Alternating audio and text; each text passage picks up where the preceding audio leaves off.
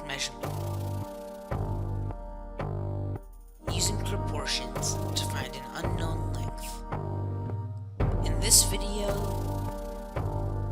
we are going to use indirect measurement to find the height of this tree.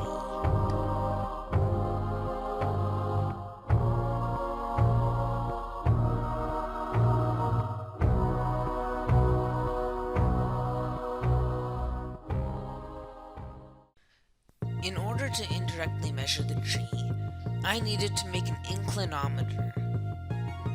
An inclinometer is a tool used to find the angle between you and your line of sight.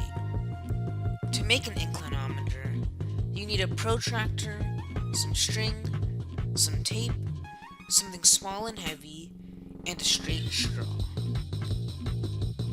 For my first method, I would use the inclinometer to make two pairs of similar right triangles. So, I went outside to use my inclinometer. Typically, when people use an inclinometer, they stand in one place and they move their head up and down until they see the top of the object they are measuring. But I had a different idea.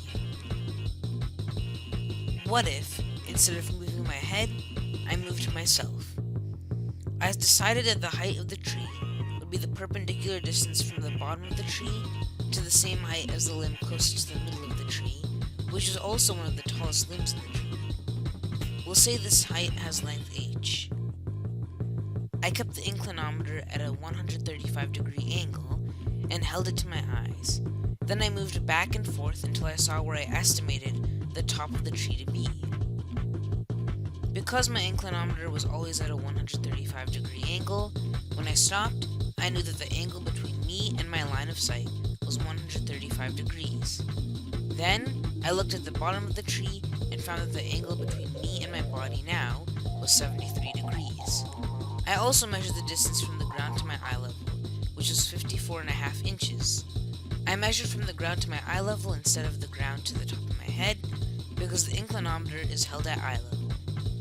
Then, I started to create a diagram. My diagram looked like this, where E is the top of the tree, A is the base of the tree, H is the height of the tree, D is at my eye level, B is on the ground, and C is on the ground as well. Both the tree and I were perpendicular to the ground, so triangles EAC, DBC, and ADB are right triangles.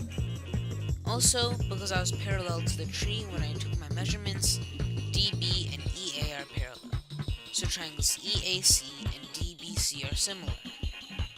We know that angle EDB is 135 degrees, and because angle BDC must be supplementary to angle EDB, angle BDC must be 45 degrees. This tells us that triangle DBC is a 45-45-90 triangle, and so is EAC, because it is similar to DBC. In a 45-45-90 triangle, the two legs are equal, so EA equals AC and DB equals BC.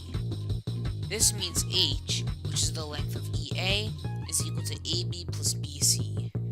We know that DB is 54.5 inches, and DB equals BC, so BC equals 54.5 inches. Now all we have to do is find AB. We know that angle ADB is 73 degrees, and DB is 54.5 inches. So using this information, we can find AB with trigonometry.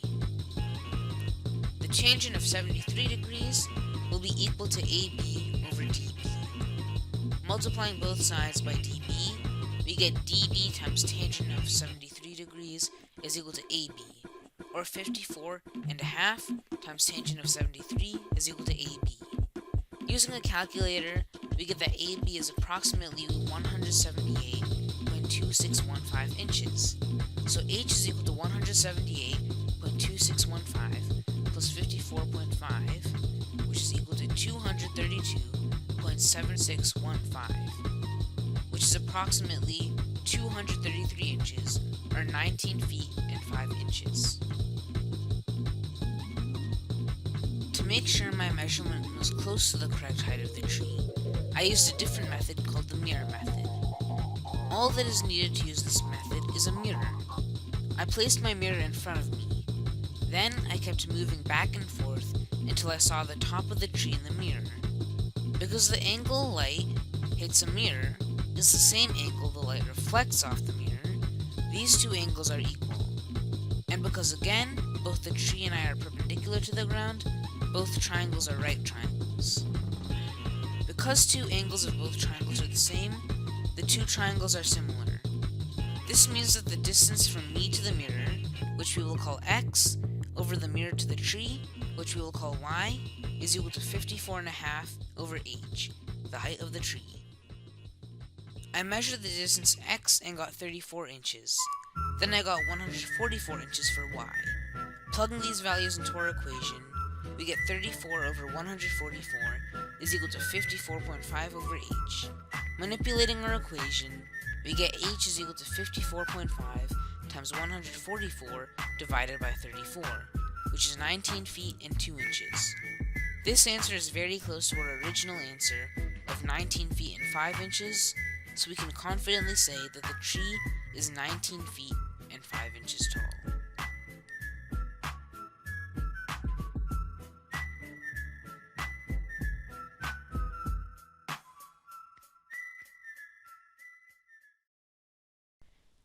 Now that I have finished my project, I can finally play Minecraft like a normal human being.